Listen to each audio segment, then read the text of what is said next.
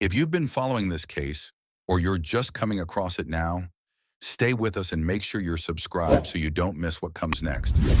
These are the kinds of cases where small details can change everything, and we're here to keep you updated as new information comes in. Because right now the focus is shifting to something very specific.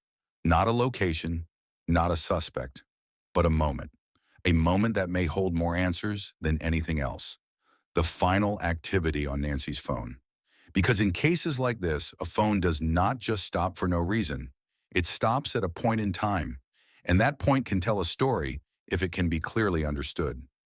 Now think about what that means. Every call, every message, every interaction creates a record, a timeline that shows movement, communication, and behavior.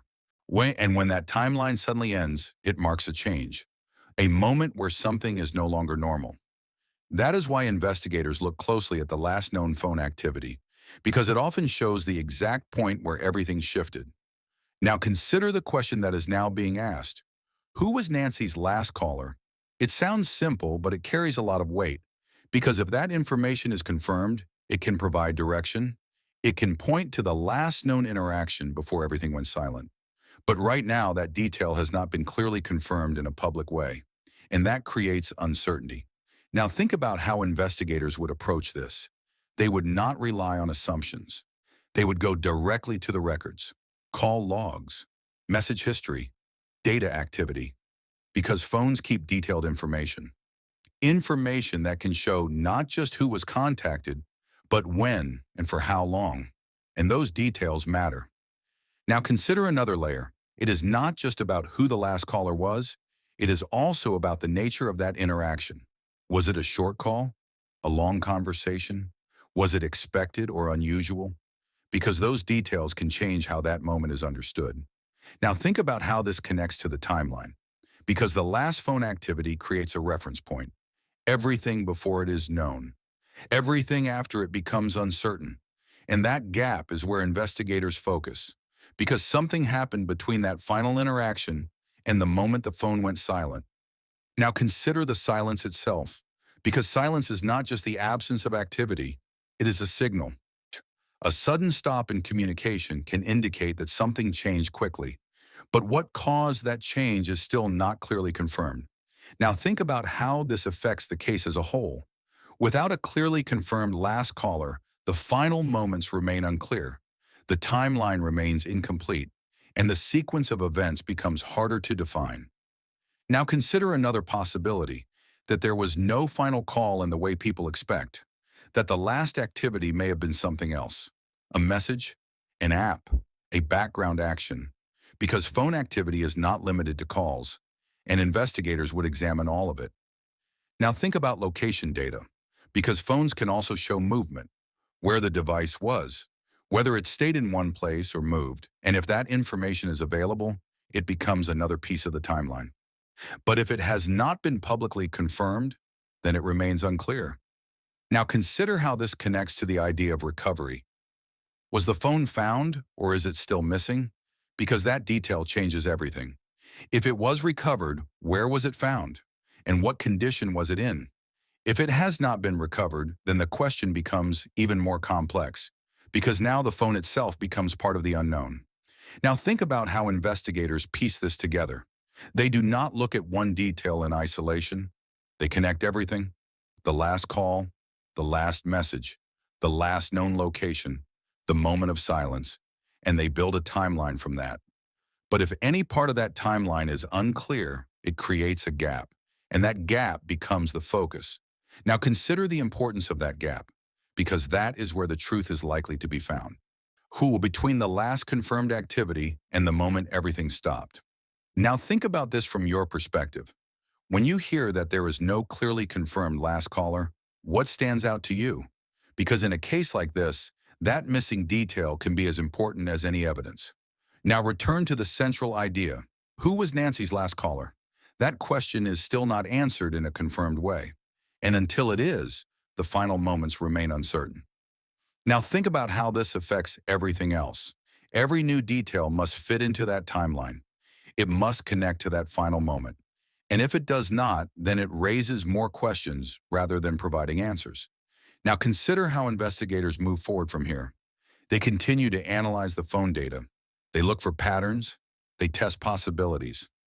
They compare what is known with what can be confirmed, because that is how the timeline is built.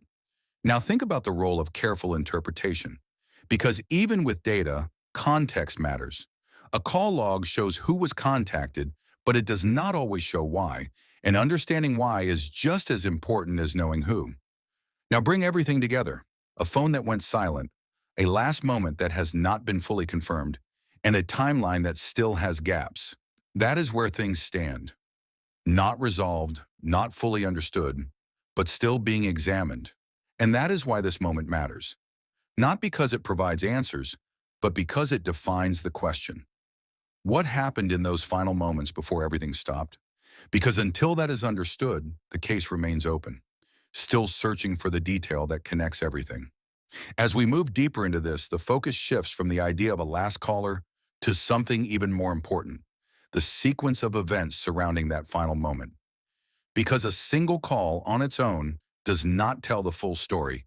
It only becomes meaningful when it is placed within a timeline that can be clearly understood. Now think about how investigators would build that timeline.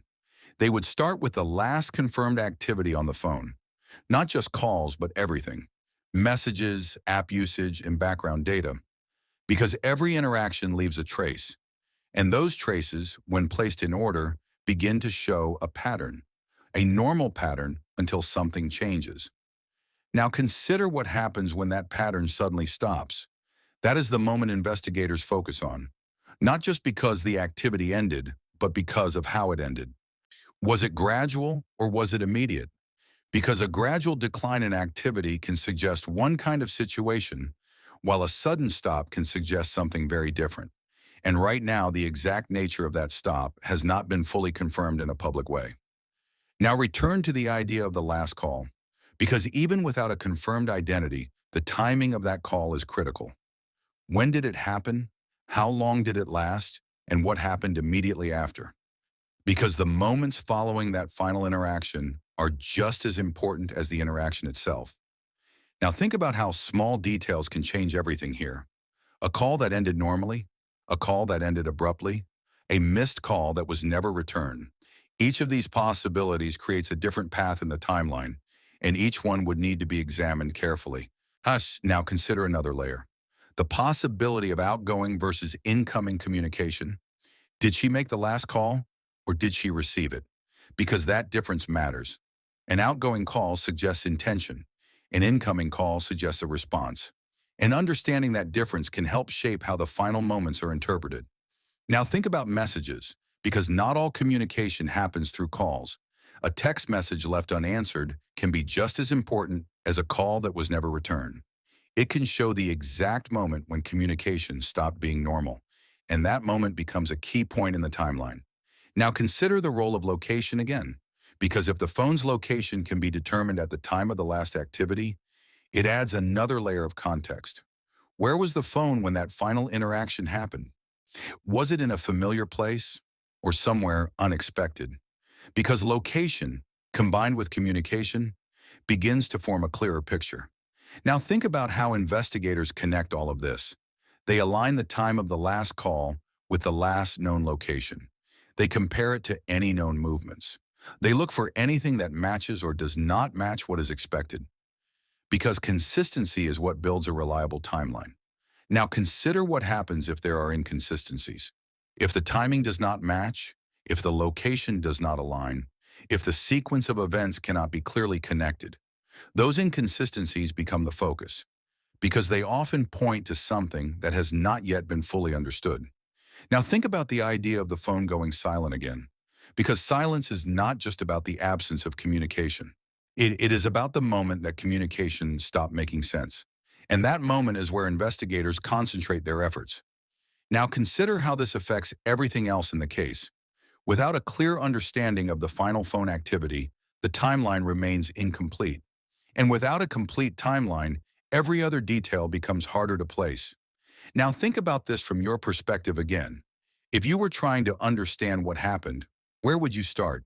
The last known moment of normal activity, because that is the point where everything begins to change. Now return to the central question. Who was Nancy's last caller? That question is still open, but it is only one part of a larger picture.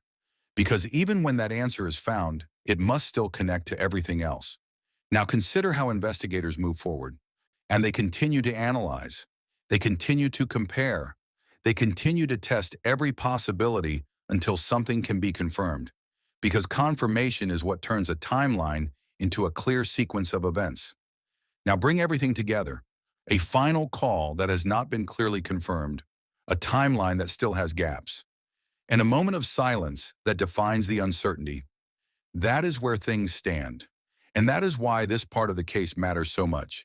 Because understanding what happened in those final moments may be the key to understanding everything that followed. And in the end, everything comes back to that final moment. Not the noise around the case, not the many possibilities, but the exact point where normal activity stopped. Because that is where the timeline breaks. And when the timeline breaks, that is where the truth is usually found. Now look at what we have. An active phone, then suddenly silent. A last interaction that has not been clearly confirmed in a public way.